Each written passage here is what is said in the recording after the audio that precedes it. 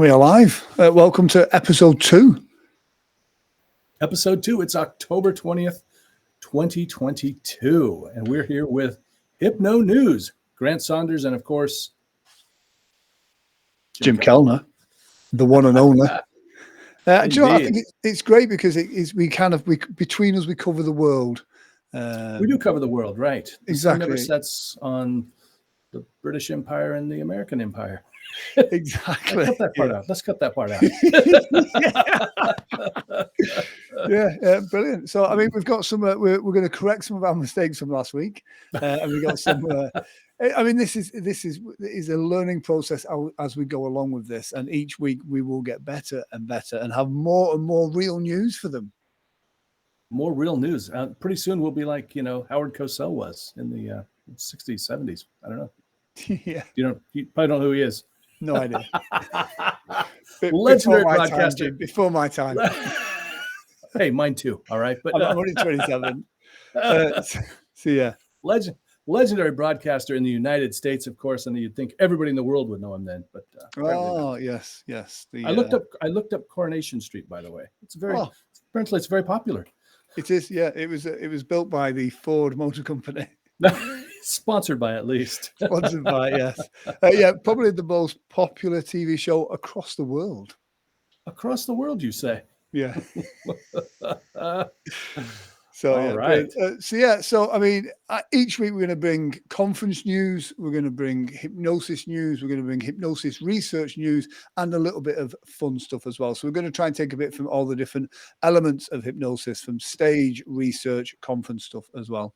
So it's going to be really interesting. So if you've got some stuff that you want to share or you want the world to know about, then do get in touch with either myself or Jim, and we will feature that as well and send a link to that. So if you're looking for speakers, presenters, trainers, anything like that, then let us know and we will absolutely sort that out for you as well. So conference talk. Actually, that reminds me, we should mention that I just heard Scott Sandlin, the Hypno Thoughts Conference, made the announcement that the dates are a little bit different than we thought before. For some reason, thought they were the 28th, but they're actually like the 21st or 22nd. Look at those, everybody. We'll talk more about that as time comes on, or as we get closer. But the important thing is presenter applications, Mr. Saunders, ends October 31st. Yes, my presenter proposal was submitted. Mm-hmm. Oh, it was fantastic. For me, that's really good going. I'm normally, if the deadline's the 30th, I'm sending an email in the afternoon of the 30th going, can I send it over tomorrow? Right. So yeah. So that'll be really exciting. Typically, I'm like that too. But you know what they did last time was they actually kind of rewarded people that submitted early, and they picked a bunch of people from the people that came in early. So I wanted to get so it really got me fired up to get it in there. But awesome. We have another conference. We actually missed this conference, but I thought we should talk about it in case people want to put it on their calendar or maybe sign up on their list. It's the Society for Clinical and Experimental Hypnosis. If you go over to their page, you can follow them on the social media. You can also sign up to get emails. I tried to sign up for emails. Something wasn't working. And Grant, you know what's crazy about this? This conference, as I was looking at it, 73 years it's been around. I had never heard of it. So it's like the Society of Experimental Hypnosis. Yeah. So that interesting stuff over there. Yeah. It does. And they seem like they've got some they were really kind of focused on research type stuff. So I thought it was cool. They just had it. Like I said, unfortunately we missed it, but that's something for folks to take a look at. Yeah. Yeah. Speaking of something a little bit different as well, there's the Charmed conference coming up as well. Ooh, well. Yes. So what do you know about what do you know about the Charmed conference, Jim? I don't know much. What do you know, Grant? I mean, it's more niche than your standard kind of hypnotherapy side of stuff. I know a few hypnotists that get involved in this, and it's. If that's a kind of area you're wanting to look into and the more kind of sensual side of things, then it is a good conference to get involved in. I know, some people have a fascination with this, yes. And it is part of, the broader hypnosis community and how that is used for enhancing that type of lifestyle. So yeah, if you're interested in that, then the Charmed Conference is definitely for you. Yeah, and I think, I mean, give a shout out to Kaz Riley, one of our good friends. Also, Absolutely. Joseph Crown is involved in that community as well. So if that's your thing, definitely want to go check that out. If it's just something you want to explore, go check that conference there as well. And again, and it's one of those that, if you are seeing clients for all sorts of different issues, to have some kind of knowledge on that kind of sensual side of things as well is going to be of benefit to you as well. So it's all part, they're all ingredients that make up the same soup that is hypnosis, I suppose. What a great way of putting it. And they get my vote for the best name of any conference. Charmed Hypno. I mean, come on. Yeah. That's great. Yeah. It sounds charming. It does. Yes. It does indeed. Sounds charming. I'll see you there, Jim. Exactly. Definitely. Yeah, exactly. Tom Silver's got a thing coming up as well. Yeah, I don't know. Did you was Tom a big deal back in the 90s, 2000s in the UK? Everywhere. Okay. Yeah. I mean, Tom's legendary within the hypnosis world. Right. And he does a lot over in Asia as well now. He does. So yeah, he kind of ran with it in the 90s. Yeah, great guy, great hypnotist. Really, and a nice guy. And and I say in the 90s and 2000s, I mean he's still legendary, he's still big. He's not on as many TV shows and stuff as he was in, and that's when I really got introduced to him. Yeah. And he teaches something called he calls it scientific hypnosis, which I think is really, really cool. Yeah. And he does the stuff with the is it the ECG machines? Yes, exactly. Which is just it's for me, that's fascinating to see the visual representation of hypnosis. I think that does really help with it as well. So I'm a big fan of that. Is that Tom's book? It is, and I was just thinking about it. That's Kill the Hypnotist. He's got a few books out. This is one of them. I loaned one and I haven't gotten it back yet. This is really cool. This is his time. Just fascinating story about him hypnotizing. And we talk about you can't hypnotize somebody against their will, but I mean, really, an experienced hypnotist will tell you that's BS. Yeah. I think we say that just to get people to feel safe around us. Exactly. So if you're not a hypnotist, don't listen to this episode. But he talks about his journey going to Taiwan and actually helping the police there, or the military police, solve some crimes, and kind of a harrowing adventure for him. And he's just led a really, really interesting life. Yeah. Yeah. And that's the great thing with hypnosis. It can take you to some weird and wonderful places as well. Absolutely. And you talk about Asia. I mean, China, he's a big deal in China. I know. And so, check it out. He's there in Medford, Oregon. And you can have it for a very fair price. I mean, it's a very inexpensive price. It's not what you would expect, I don't think. So check it out. I think last I heard, he still had a couple of spaces left. Nice. And that's coming up first part of November, I think it is. Yeah. What's that? And do let, if you do click the link in the comment section and you do sign up from the show, then do let Tom know it's because you saw it on Hypno News Live. Absolutely. Yeah. We should, again, we're not here for the affiliates, but we're here for the credit. Exactly.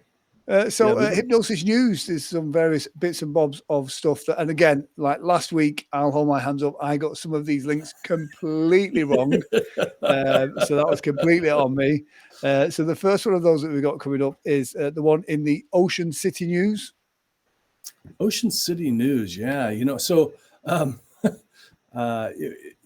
was a little bit mixed up, as far as what we talked about because of that. But so if we're repeating, it's just because we're trying to correct things. Now, this was about a hypnotist, Kristen Vazo. I thought you'd go with the name presentation on that one. Vazo Soust? I don't know. Yeah. She's a life coach and hypnotist. And what I think is so interesting, there's a common theme here, but she talked about working with folks with autism-related symptoms, and some of the things that she talked about in the article that can be helped are stress, depression, obsessive compulsive disorder, and phobias. Yeah. and then talked about the way that hypnosis can help these people. And like we mentioned last time, and if you're a hypnotist, you already know this, but if you can help somebody with the stress in their life, it helps every other thing in their life, because stress just makes everything worse. Yeah, exactly. And it's great to see hypnosis being portrayed in such a positive way in these news articles as well. There's another one we had from the Psychology Today, which is a great news kind of source. It's not like a fly by night online only magazine type thing. It's Right. Psychology Today, which talks again. The links to these articles are in the comment section, so please feel free to share these links to promote hypnosis in general to your network. But yeah, it was talk about kind of self-hypnosis and how it can have a profound effect on helping many patients within 10 minutes of instruction, and how they can control their emotional reactions better. Which is absolutely fantastic, using hypnosis to manage lots of physical ailments. Patients with asthma develop anxiety and being unable to breathe, and again using self-hypnosis to help with those fears, chronic pains and depressions. It's a great article talking about the kind of psychological issues and the subconscious solutions for those affecting the patients, which is a great bit of positive news in Psychology Today about hypnosis and self-hypnosis. And the more that type of stuff is put out there, the better it is for all of us. The wider psychology professions, the medical professions, see us as something a bit more serious, rather than witch doctors. I think it is Exactly.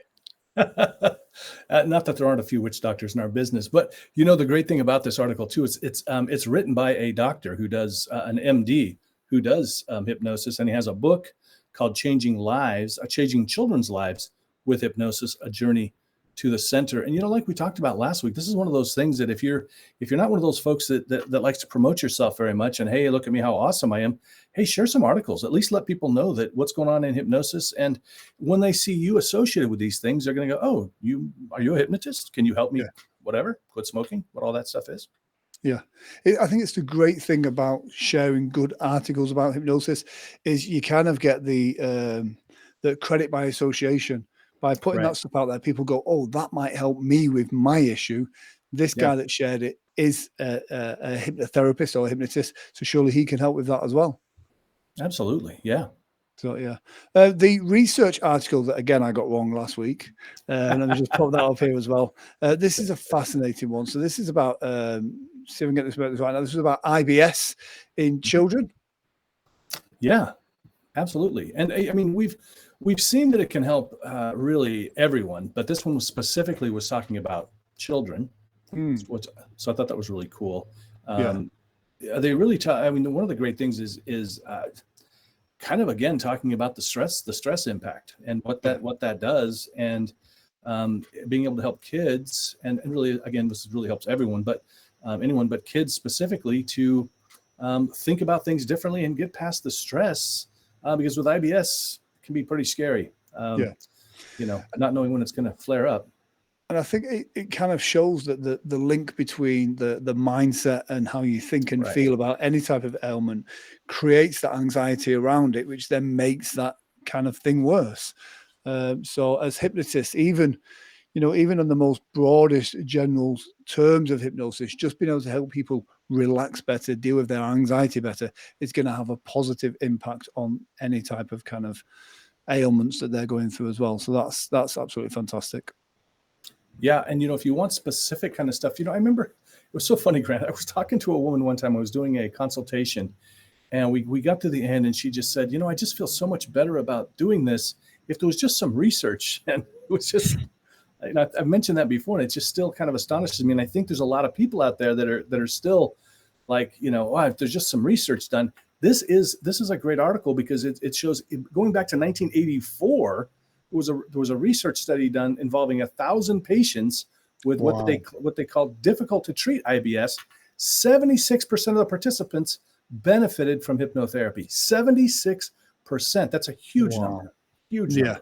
And it's a proper study, that as well. It's not, Right. and again, you know, with hypnotherapists, there's always that danger of kind of, you know what I mean, you know, 100% of my clients, and it's like, Oh, well, yeah. you know, this is yeah. I just saw that the other day. I saw someone comment, you must have saw the same one, maybe. I don't know. Sorry. And I think that's the issue with our industry sometimes. It's just because somebody doesn't complain and ask for the money back does not necessarily mean it's been successful. But yeah, go on. You don't want to just mention exactly. Doesn't mean it was successful. You know, and really, if you're not doing follow-ups, I mean, do you even know if it lasted? I know it can be scary, but wouldn't you rather know? You can change what you're doing. The other thing is, you know, I remember in a group one time, somebody actually admitted to this. They said, "Oh, I just tell everybody my success rate is 97.3% for quitting smoking because it sounds good." And I'm, guys, what are you doing here? It's Yeah.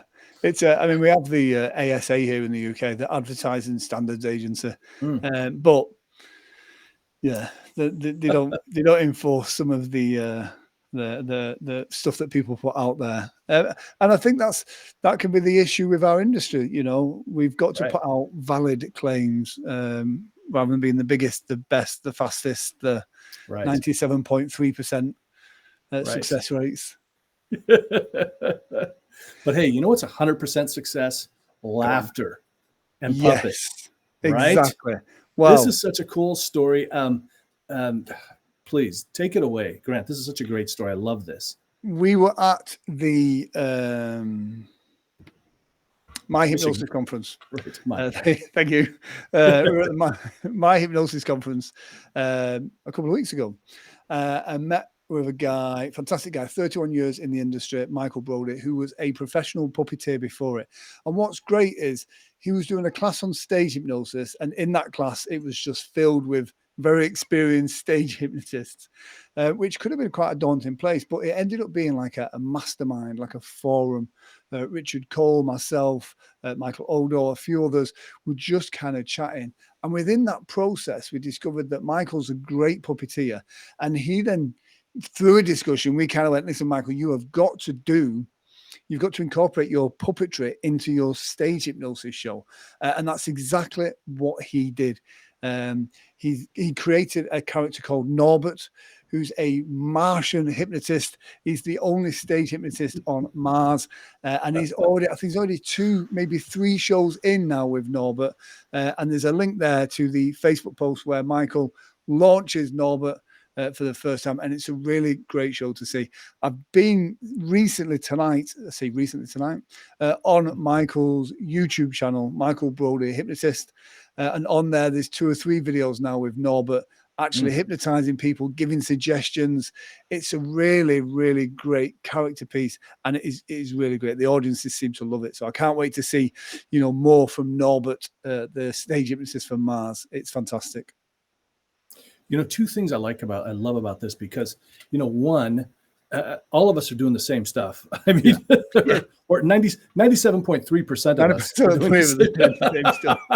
doing the same stuff. So being able to do something a little bit different is just awesome.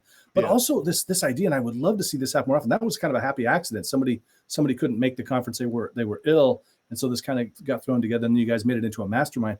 I mean, what a great opportunity to, you know, stage hypnotists, we don't share as much as the hypnotherapists do. Yeah. And it's too bad, because look at this awesome stuff that came out of that, you know? Yeah. And that's it. You know, hypnotherapists are always trying to create new protocols, new strategies, new inductions, and this, that, and other. Whereas stage hypnotists were all just kind of like we're just going to do the same show we've been doing for the last 30 years. And so to be in that forum and to share knowledge, experience, and Michael had never put 2 and 2 together. He'd never kind of gone, I'll put hypnosis, I'll put them together. And it was just seeing his show and his character on stage. It's like, you need to be doing this. And it's so great to see it. And he's such a nice guy as well. No ego whatsoever. So brilliant guy. Yeah, really. I mean, we had dinner with him. Just what a great guy. Him and his wife are just amazing people. Yes, absolutely. And I think it's great to have that support as well. So yeah, look at that. We've got 19 seconds left, Jim, which is good timing for us. We have polished this off perfectly. It's like a well-oiled machine. We'll be back same time next week, where we'll have some more kind of conference news and everything else. But in the meantime, if you have any stuff you want to send us, please drop us a message and look after us. Final words, Jim? Take care, everybody. Guys, take care. We'll see you next week.